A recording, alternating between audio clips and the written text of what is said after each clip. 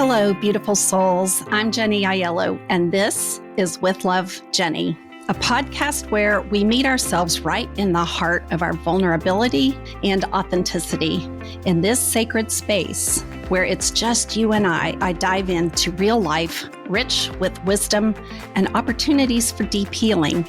I explore what it means to truly connect to ourselves, to each other, and to something much greater than us all. In each podcast, I like to meet life right where it touches us most, in our tenderness, in our truth, in our struggles and our strength. So wherever you are on your journey, or whatever it is that you're carrying, no matter how light or heavy, just know I'm so grateful that you're here with me today. So take a deep breath, settle in, and let's begin today's episode. Welcome, everyone, to another episode of With Love, Jenny. Today, I'm here with my co-host, Kristen, and we have our very first guest on our podcast. Yay! Grace Scarborough is just an amazing human that everyone should get the chance to know. But I was blessed to be introduced to her as a massage and bodywork specialist, I think back in 2009. And after having one of the best massages I've ever had in my whole life, I knew there was just something different about Grace. She was so intuitive and so tuned into what my body was saying and what it was needing. And she found exactly where I was holding on to things like stress, fear, and at that time, grief. She had a way of helping my body release some stored up emotions that I just didn't know were even stored up. So you can imagine how heartbroken I was when she told me she was moving into a new area of helping people in their healing journey. I was actually devastated. But I want to say that I was only devastated until I realized how much I would learn and heal and grow from the work that Grace currently does. And the good news is all of you can too. Grace is addressing something that every one of us has. Every one of us carries it around. And it's not grief and fear and just stress. It's something bigger and it's something stuck. And many of us have no idea that we even have it. And we think that things that happened in our past live in our past. But what she taught me is that no, they live in us today in a very specific way. So Grace, welcome to With Love, Jenny. And I'm going to let you tell us a little bit about what this mysterious thing is that we're carrying around and what we need to do about it. Oh, thank you, Jenny. That was really sweet. I just want to let you know that I still have a small practice of touch. Yes. Thank goodness, because you need that too. So I'm just going to say the word and then allow all of the listeners to take a moment. And the word that we'll be discussing today is trauma. And even noticing how that is to hear that word. So I get asked often how I would define trauma. And I think the question underneath that question is, do I qualify? Am I somebody who has the trauma that's legitimate enough, and I'm using air quotes, to seek help for this? I believe that life on planet Earth leaves all of us with some trauma, some residue of trauma, even if it's just simply from being born. But I do have some definitions here because there are those of you I know that would like this to be less fuzzy. And I'm just going to read a couple here. So trauma is essentially when the nervous system registers threat. So it can be a perceived life threat. And a perceived life threat can be when you're giving a presentation. Even right now, doing that introduction. You know, there's nobody holding anyone hostage. I have to remind myself of that. And yet the nervous system can perceive even coming on and doing a podcast and introducing it as a life threat. I hope that's okay, Jenny. It's one of those. Absolutely. Absolutely. Yes. So it's also good to know that it can be a single incident or it can be cumulative. which happens generally in our growing up years, the developmental years, where there were just multiple incidences. And so what happens is that life threat excites the survival mechanisms in the body of fight and flight. And then you have all this cascade of neurochemicals, of cortisol and adrenalin. And this can happen even just from a memory of that, so it doesn't even have to be in that moment. Another way trauma is described, and I want to slow down. Actually, I'm noticing myself speed up. Part of this work is the slowing down.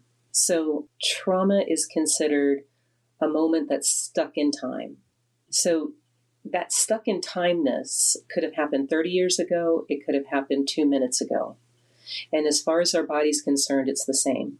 So it's frozen there. And it freezes in there with mechanisms that our body could release, but didn't at that time. So it may not have helped you survive to fight in whatever incident that was. But that desire to fight, that impulse in the body is still there.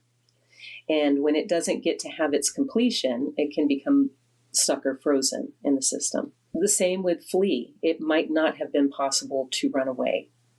You might have had to sit there and listen to the parent or the boss or whoever was chiding. And yet your body's response, if we're animals, if it had been out in the wild, would have been to run, because that would have been a perceived threat.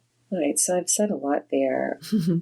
And I wanted to just kind of normalize for a moment the responses to even hearing about trauma and what's happening. So if you take a moment and feel what's happening in your own body right now, I know for mine, even talking about it, and I think probably being recorded. It's funny. That's a life threat, right? That's my body's registering that as a life threat. But I feel a knot in my stomach. I can feel a little tension in my shoulders. So that is our bodies readying for action, right? And then I can look on the screen and I'm seeing Jenny and I'm seeing Kristen and I'm seeing a smile and I'm seeing a nod and I'm seeing that we're in a conversation, right? As soon as I see that, then my body starts to downregulate, because now I'm seeing that I have this friendly connection and I can feel the love and the respect and the mutual respect and love. And then now my body, and it's funny, now that knot in my gut is gone. Amazing. Yeah. Right? So that's, I walked you through my own, but you can think about what was, or feel into what was happening for your body and just explaining that. Yeah. So, Jenny. Okay. So Kristen and I were so excited that you were willing to come on the podcast, because we both, and we'll both be sharing, we're doing a 2-part series. So this is the first of those 2, where we're going to actually share some of our own personal stories with you about how Grace worked with us in the past, still working with us. But, I was one of those people that I knew there were things that have happened to me in the past that when I have the memory of them, I feel tension in my body. I feel that, I can feel that, I can remember it, but I believed it lived back in the past. And only by thinking about it did I activate it. And what I learned from you, and one of the other definitions that you used when you explained trauma to me really made sense. It was too much too fast. Too much was happening, or too much information was coming in, or too much was being experienced for me to cognitively process it. It was too fast for me to make sense of what was even happening.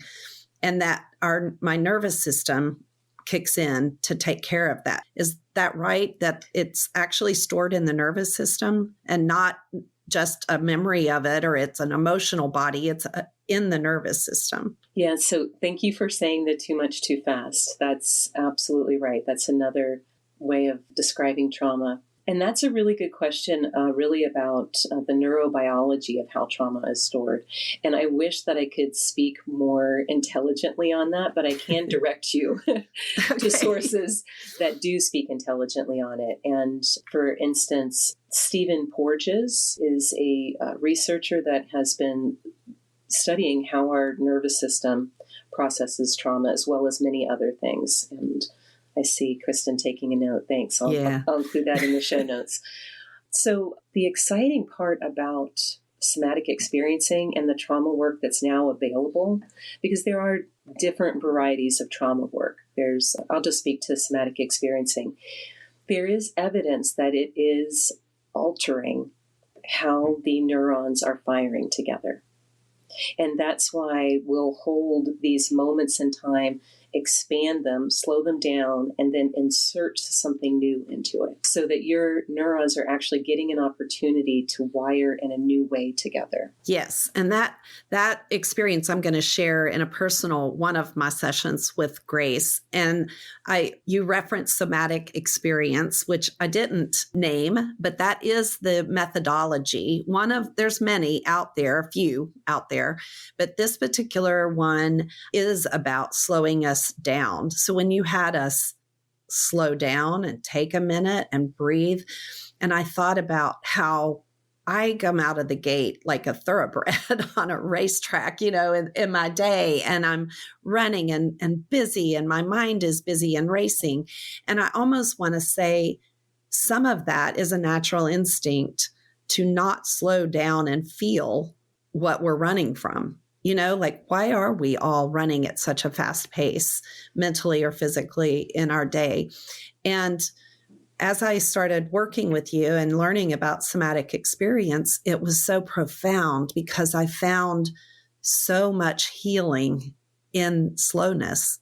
And so we're going to have you answer some questions about what somatic experience is and how it works, because it feels like magic to me, but you probably could describe it in a little bit better detail. And you'll hear Kristen's experience of it. And for me, every session I had with you provided a brand new experience of somatic experience. It provided a brand new layer of healing. I didn't even trauma isn't something that I think all of us have events that we could say, yes, that felt traumatic, but there's so many that happen that I wouldn't have defined as something traumatic that I didn't really know I had stored as trauma. And until it came up in the somatic experience session, and I would go, oh, wow, and then I would feel that release of it and the interruption of that tension or that bracing feeling. It's like a brace. It's my core has to get firm and my feet have to be planted, and I tense my body and in anticipation of something. And sometimes I'm doing it and I'm like, I don't even know why.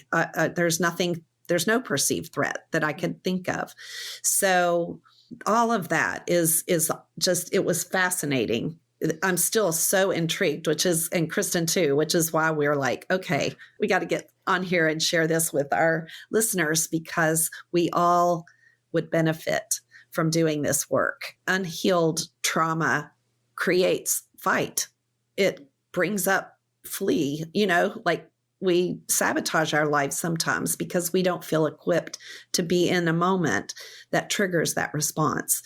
So I want to jump in and share my story really quick because there's so much in it that I still will learn from when you respond to it, Grace. And I'm sure Kristen's going to ask some of her famous, really good questions. So this is a personal story of one of my sessions with Grace. And I will tell you, it was a remote session, which is my first session with Grace was in person. And we don't live in the same town. We live in the same state, but I couldn't go every session to where Grace was. And I wasn't sure it would have the same impact to work with her remotely on a Zoom or telehealth. And I can tell you one of the biggest breakthroughs I had was on the remote session. This is what happened. So about 8 years ago, someone who's very close to me was staying at my house, and this person and I had a history of hitting some pretty difficult moments, pretty contentious power struggles going on. And I would inevitably get triggered. That trigger would show up as anxious, guarded, closed, bracing, hurt. Old hurts would come up. And this person who's highly intuitive would go into fight mode as a trigger response.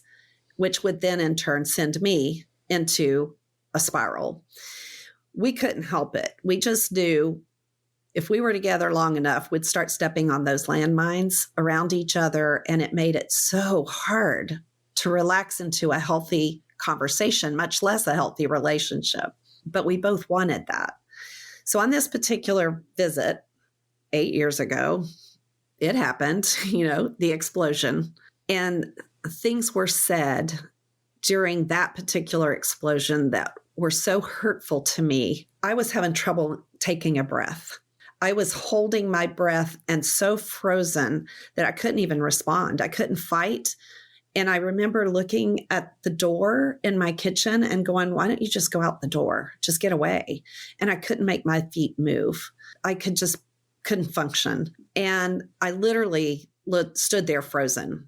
And I remember having a little bit of an observation in the midst of the experience that was like, what is going on? Why isn't my body moving? Why can't I get to safety? Why can't I just say, stop? I couldn't fight. I couldn't find a way to leave. And I just stood there frozen and terrified, not for my physical safety, but emotional safety. It was such a painful place for both of us.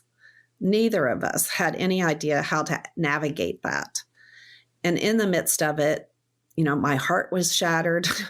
I felt helpless. I felt vulnerable. I had all the uncomfortable feelings, and I had no tools to deal with it, much less know how to begin to recover and heal after it ended. And I think that's what most people probably do is we let time go by and say time heals, because we've been told that time heals everything, just give it time. I ended up writing it off as a really bad day. I tried to move forward. I did do some healing work around the hurtful things that were said. Our relationship stayed together, but very protected on both sides now, both anxious in our conversations, both anxious in our time together, but really wanting to be close at the same time. So during a virtual session with Grace, I happened to be in that same part of my house, in my kitchen. And I would go into my session with Grace not really knowing, I don't really know what I have to work on, because I never do. And I brought up the fact that I was in the kitchen, and somehow we stumbled into this story that had happened years earlier. And I shared the encounter of what happened in my kitchen that day and realized I said to her, I was in this exact spot where it happened all those years earlier. So I was really standing there, like kind of re-experiencing it through my memory. And so Grace used some somatic experience with me, and we finished our session. And I will say that it wasn't traumatic to revisit it. The session itself wasn't earth-shattering. There wasn't this enormous breakthrough. And by design, I should add, because one of the things Grace said is sometimes releasing trauma by telling the story reactivates the trauma. So she walked me through all of the somatic way of approaching that. And I couldn't tell you that it released the trauma. It helped me regulate within it without reactivating it, which is like magic. But what I learned was that on top of what was happening in the moment, this person was also triggering someone from way back in my past who did something similar. So it was a really old trauma getting re-traumatized in a new story, right? And it just was piling on for decades. And so this person, I believe, came to help me heal that. This person in my kitchen was helping me recognize that I even had that trauma. And so as we went through the somatic experience and came out the other end, it wasn't until much later that I could feel the difference. And I'm going to tell you that after we dive into what in the world what's in the magic. Tell us what's that magic sauce that you did with me that day. And at the end of the episode, I'm going to tell you what happened as a result of that and how profound that was, because it changed me, it helped me heal, and it healed a relationship beyond the obvious. So it was huge. So Grace, what was that all about? Thank you, Jenny, for sharing your experience. And I'm going to continue to do this in this interview just because I know that there are people listening who may be really stimulated by hearing that story, may have had their own experience in their own way. And so one of the somatic experiencing techniques to allow the body to know that it's in the present moment is to let your eyes take in your surroundings. Right? And it's really at the pace of your eyes. It's not in a directed way. There's nothing that you need to do or not do. So if you're able to, if you're driving, it might be noticing the road, noticing the trees, noticing your hands on the wheel, noticing that you're sitting and that the seatbelt has you, that the car has you. These are ways to, and if you're in a space where you're listening, just to take a moment and notice the space around you, the walls. So that's called orientation in somatic experiencing. And I'm sure that I probably, with your session, used that throughout. Animals, when they have had a near miss, when a prey animal is almost lunch, that's what it does. It takes a moment with I think of a rabbit with its big ears that are like those discs that take in, satellite discs. They use their little satellite discs and they kind of scan the environment. Then they start to use their eyes, and then they might even quiver, which is discharging some of that energy. Because if it had been a meal, the body was preparing itself to be very numb so that it wouldn't feel that. So now that numbing had to be discharged. So I'm thinking of some of you said there were no big breakthroughs. I think that named something big about somatic experiencing. It's really paradoxical. Sometimes people will leave a session and say, that was a big session. And I'm always a little nervous about that because to me that speaks to this idea that we have in our culture of quick, fast, the quick fix, and I got that big insight, and now it's going to change. And one of the principles of somatic experiencing is titrating, which means to take things in small doses and to release them in small doses. And by doing that, you get a bigger range of resilience. So what that means is instead of staying in, it's kind of called stuck on or stuck on off. When you're stuck on, you're going and going and going and going, and you're drinking caffeine and you're to the next thing and you're scanning your phone and you're on the computer and you're, just go, go, go, go, go. And so we insert this little moment of pause. And that doesn't mean that and tomorrow you wake up and you're a Zen Buddhist master. It means that, that your nervous system got to go take a dip down. If you imagine waves, if you were drawing a sine wave on a sheet of paper, that instead of that sine wave where I'm trying to think of some visuals, like a heart monitor that's kind of jagging across the screen, you're just getting some bigger movement.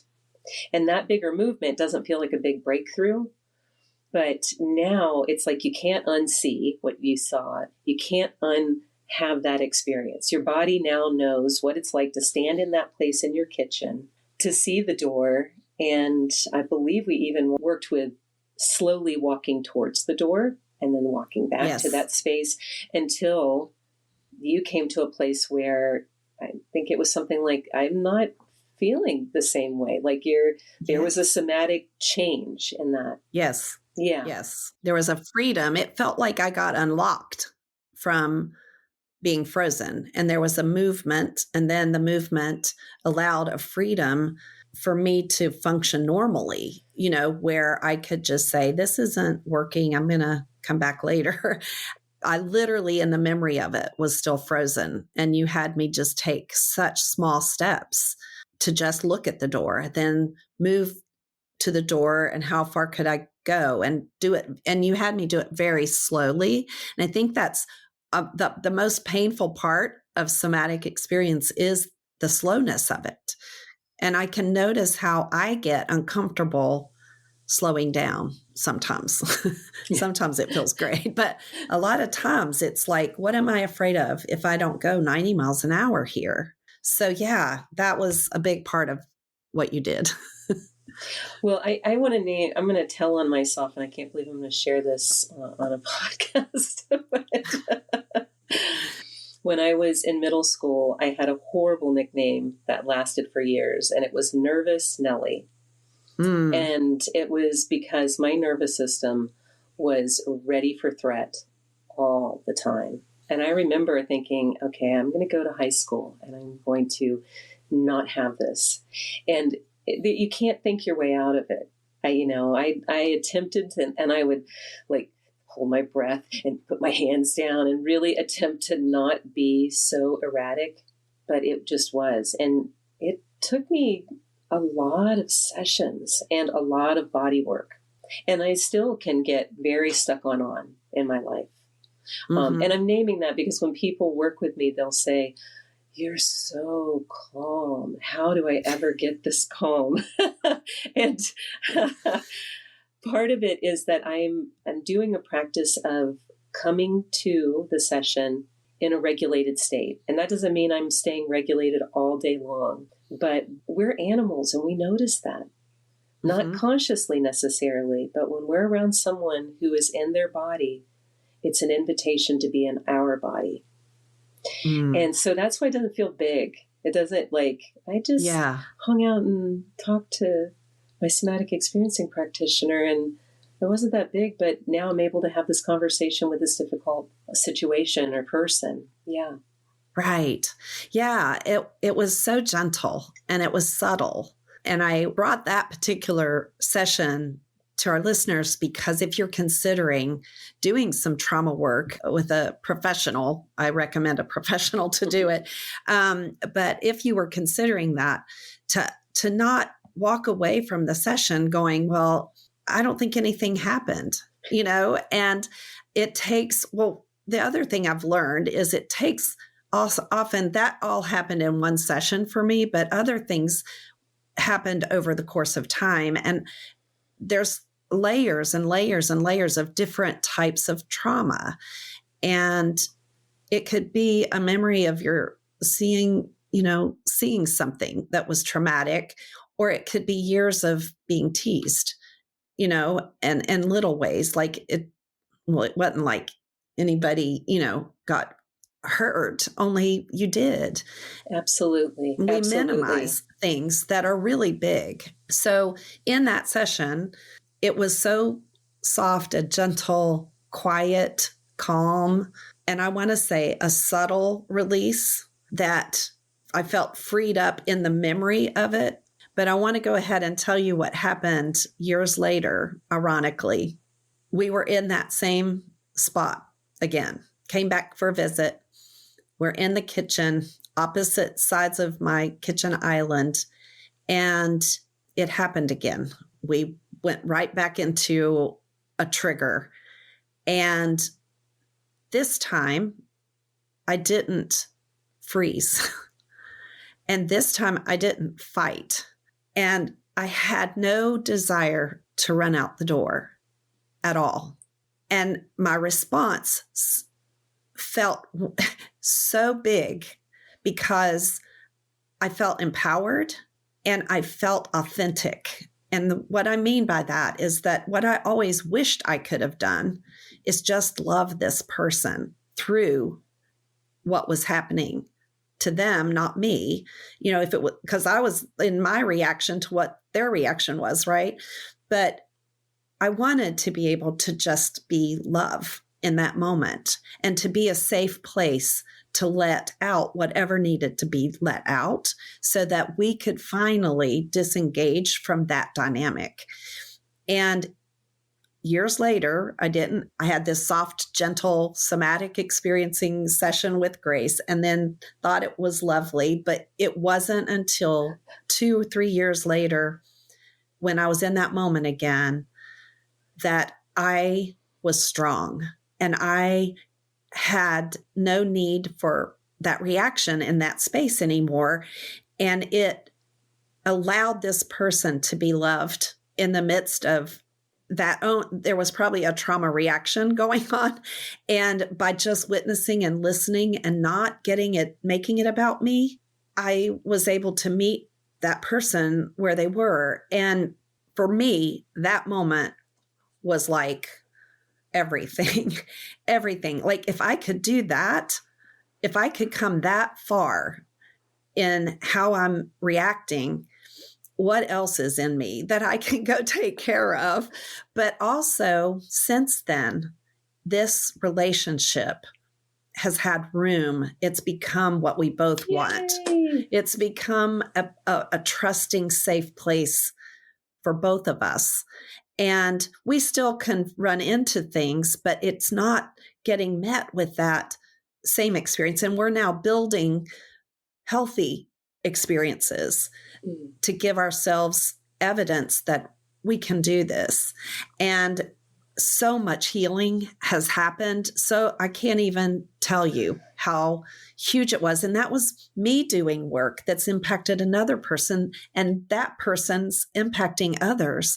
So when I always tell my clients, you doing your work isn't just for you, it's really how we heal our families and our communities and our world. It starts by us taking responsibility for the woundedness and the trauma that we don't even know we have, and you have to go exploring it. So obviously that experience, and I mean, it was hard to pick because there's many more, but I want our listeners to really understand the power of approaching trauma and healing traumatic events that are stored in our nervous system.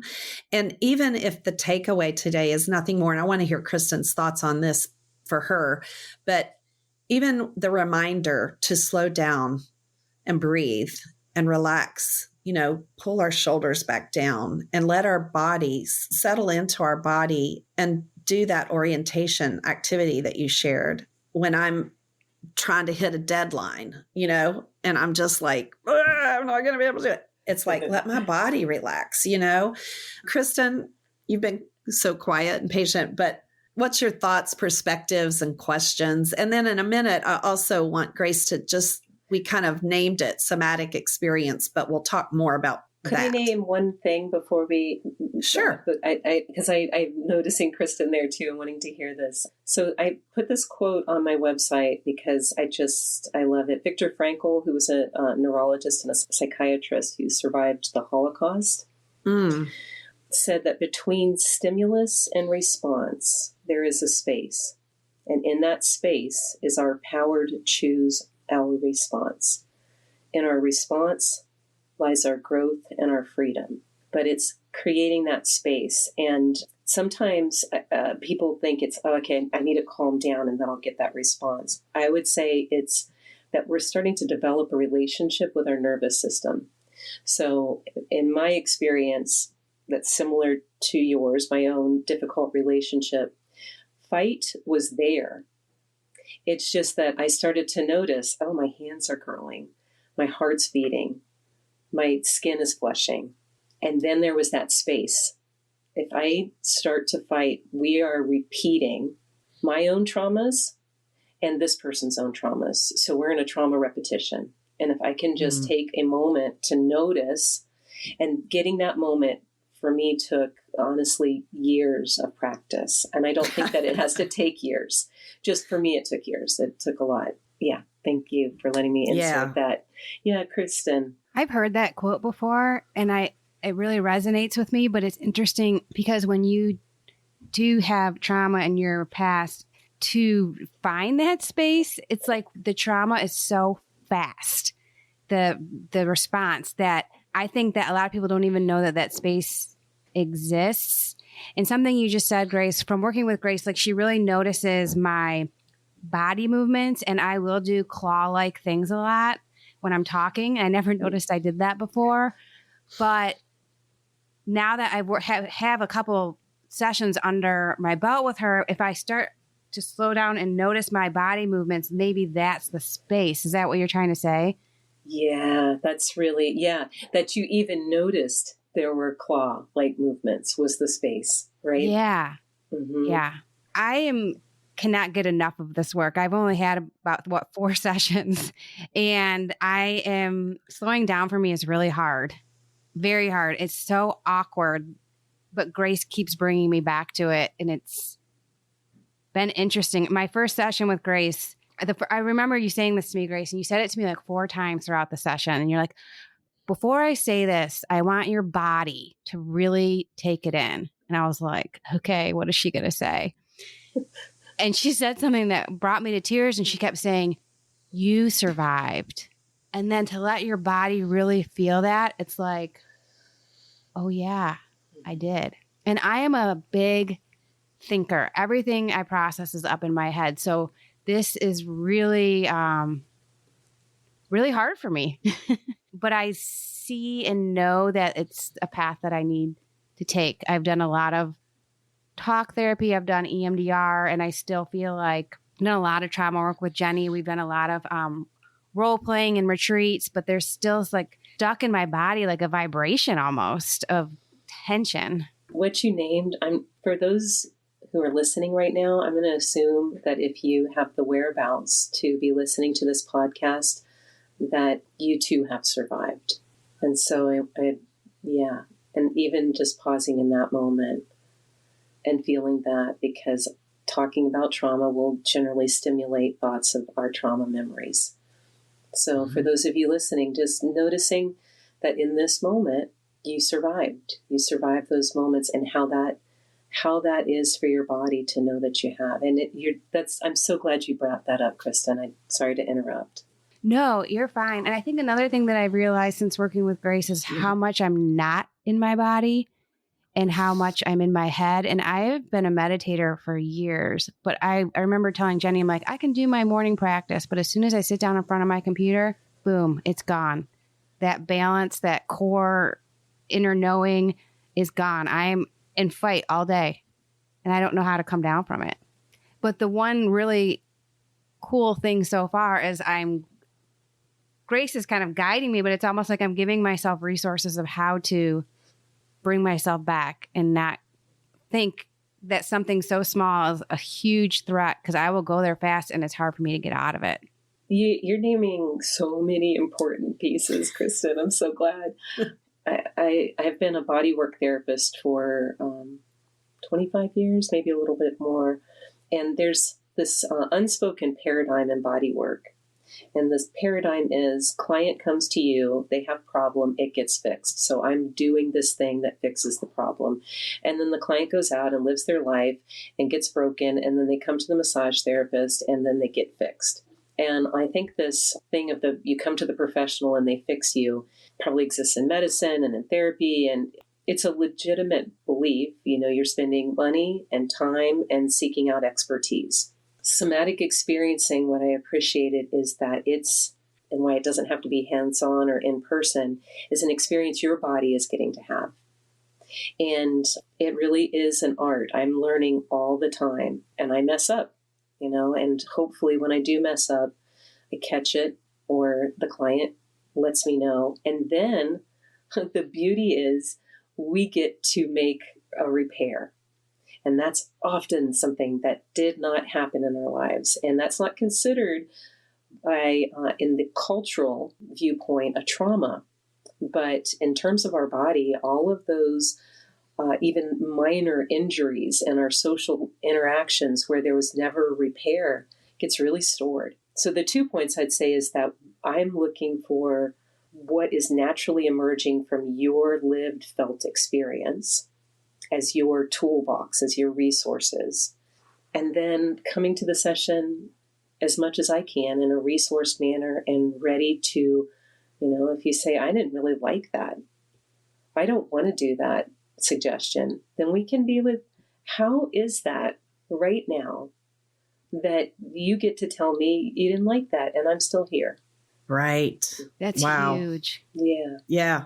And that's what's so, the word empowering is what seems to be my overarching, because I try to find words to explain these experiences, and it's hard, but it is empowering. It's that my voice matters, my body's voice matters. Like, you're listening everywhere, and while you're creating the safe space and being a guide in it, my participation is equally in partnership. If I still can say that I don't really want to. One of my sessions, I literally was frozen standing up, and you created all kinds of reasons for me to either sit down or walk over to a different way, and I would say that all looks really lovely. And I noticed that I'm not moving. I'm not wanting to move right now. And you were like, that's okay. It's okay for you to be there. And then we slowed it down more and more until we found a break, a place where I felt empowered enough to move. And that's what's so amazing, is that we can come into a place in our body where the biggest breakthrough is, I moved. Yeah. There's a phrase that's used when we're working with not just the nervous system, but the attachment system. So this is our caregivers, right? Right. And how we responded to them. And now we're taking that into our lives for the rest of our lives. Really. Yeah. That was an example of the just right amount.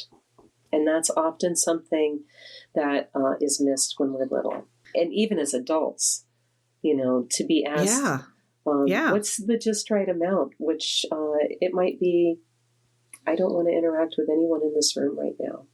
Yeah. Yeah. I want to just sit here.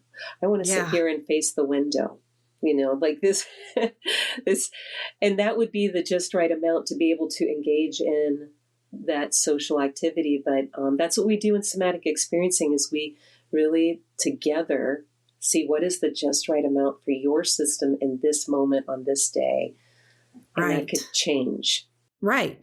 And in a culture, in a world, in a lifestyle that we have created for ourselves, if I'm going to invest an hour, we want an equal big result.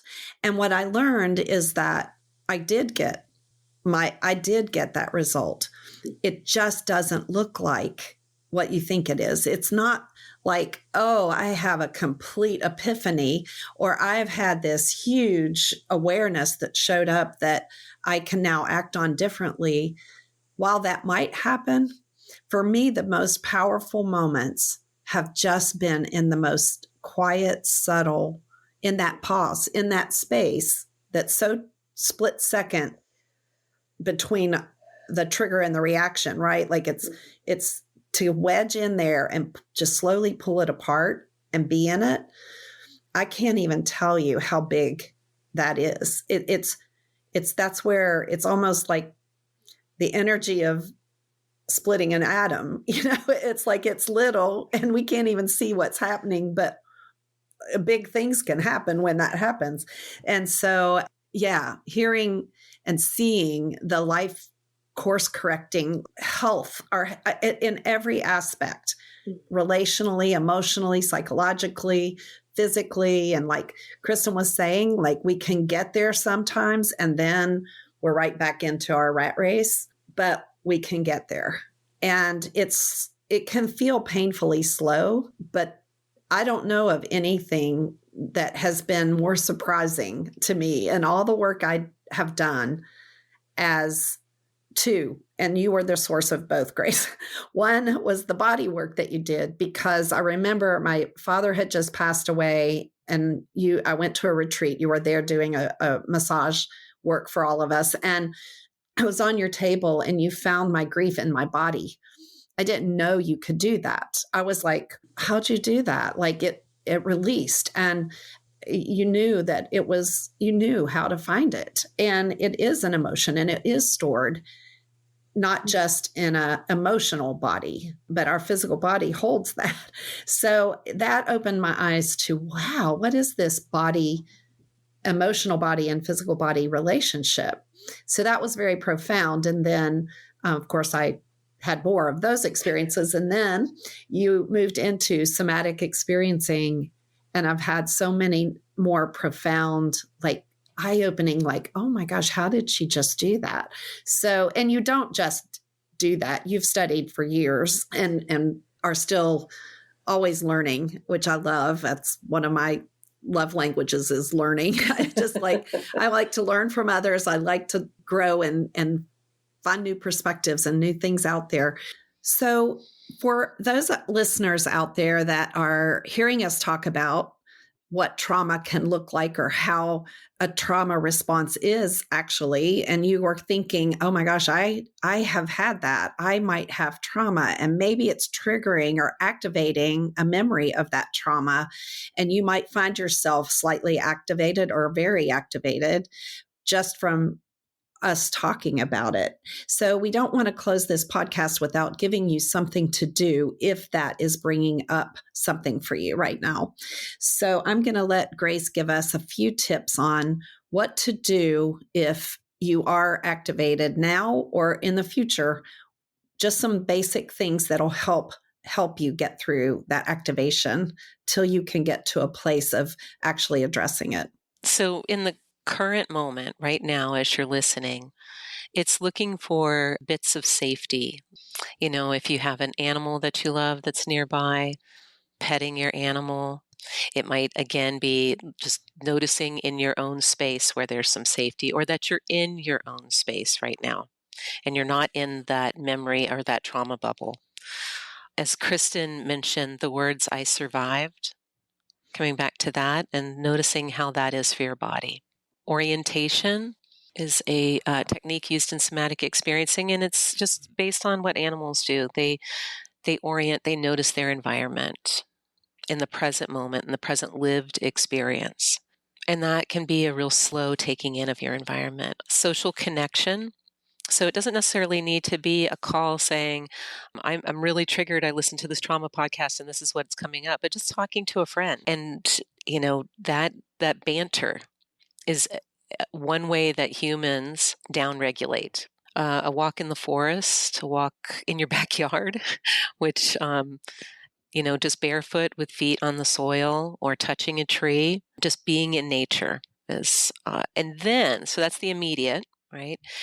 If you're finding that hearing what we've talked about today is stimulating in something inside of you that says, it's time, I really want to work with this. Somatic Experiencing is an international organization, so it'll be included in the trauma notes, traumahealing.org. You can find practitioners all over the world. Because this is, and we'll talk more about this in episode 2, a bottom-up approach, which means that we're working with your body and then insights flow, that many people find that working with the mind while they're working with the body to be really helpful. So seeking the help of a life coach, of a counselor, a therapist, and it could even be your body worker, while also receiving the somatic experiencing. And if right now you're in the midst of deep grief, and first of all, I just want to say words that might feel annoying to hear. I'm sorry, because nothing can really ever fix that, and somatic experiencing does not try to fix deep grief.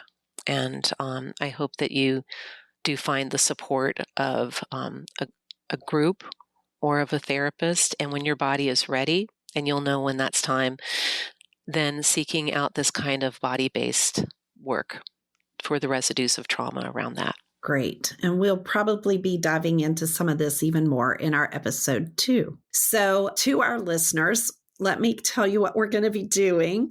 If somatic experiencing has captured your attention and maybe you are curious about it or what happens, you might want to go over and join us in the Blessing Room over on Patreon.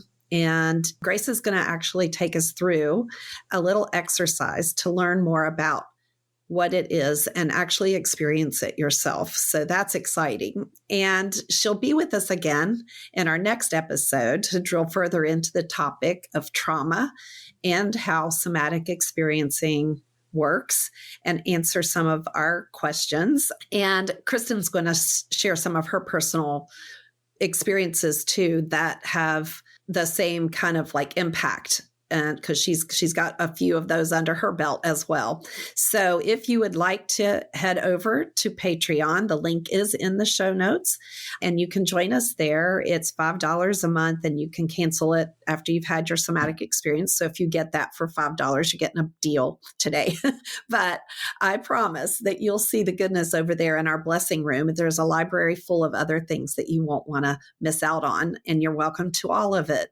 And Grace, thank you. We will also have in our show notes a way that you can reach out to her on her website.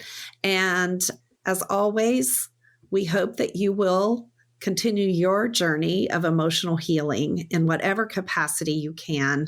It is the number one single most important thing that I think we do in life is we collect those wounds and then we have to heal those wounds. And the more you heal, the more we all heal.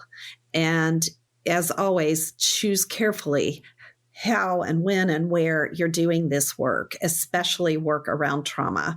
I give it enormous respect because you don't want to try to heal your trauma in a traumatizing way. So be mindful and due diligence around it, but please think about ways that you can do your emotional healing and nervous system healing journey. And always, always, always take care of yourself with love. Thanks, everybody. Thank you so much for being here with me today. I hope you found a spark of wisdom to carry with you, and maybe even a deeper invitation to heal and grow and transform through your own beautiful story. Or maybe this episode made you think of someone who could use encouragement. And if so, I hope you will share it with them. If you'd like to learn more about working with me or attending one of my healing retreats, coaching programs, and other offerings, you can visit my website at jennyaiello.com or email me directly at jenny@jaiello.com. You'll find all the links in the show notes. If today's episode touched you, it would mean the world if you would leave a review or share it with someone who might need it, or just reach out and let me know how it landed for you. I'd love to hear from you. I'm building something special here. Real stories, real life, real connection. One episode, one heart, and one story at a time. As always, with love. Oh, and this is the legal message, but mostly a message from my heart. And I just need to share this with you right now. Please know this podcast is offered solely for educational and entertainment purposes.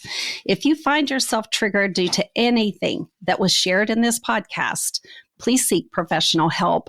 This podcast is not intended to be a substitute for mental health services. While I am a professional life coach, I am not a psychotherapist, nor am I a mental health clinician. So if you are struggling emotionally, please seek help because you matter, you are important, and most of all, you are worthy of doing this work, the work that leads you to a better and healthier place. Okay? All right. Thank you. And please always make enough time to take care of yourself and do so with love.